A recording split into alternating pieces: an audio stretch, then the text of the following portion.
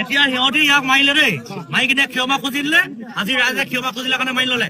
কাইলৈ কিন্তু আমি যদি সিহঁতক মাৰো ন, তেতিয়া কিন্তু আমি ক্ষমাহে খুজি দিম আৰু একো কৰিব নোৱাৰিব।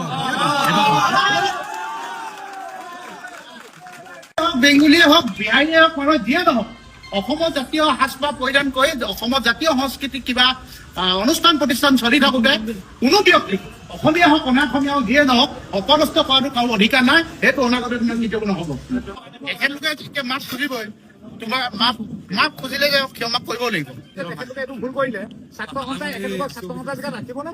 সংগঠনটোৰ ভিতৰত আমি কি কৰো কি নকৰো মানিছো, এইদিনা মোৰ ভুল হৈছিলে, আৱেগিক হয় এইখিনি কৰা হ'ল।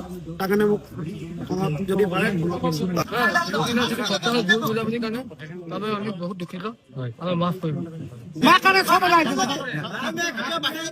ইয়াক মাৰিলে কাৰণে ইহে মাপ খুজিলে, ইয়াক খুজিছে। এতিয়া আমি চবুৱাবাসী হেৰি হৈছো, এতিয়া চবুৱাবাসী মাপ খুজিব লাগিব।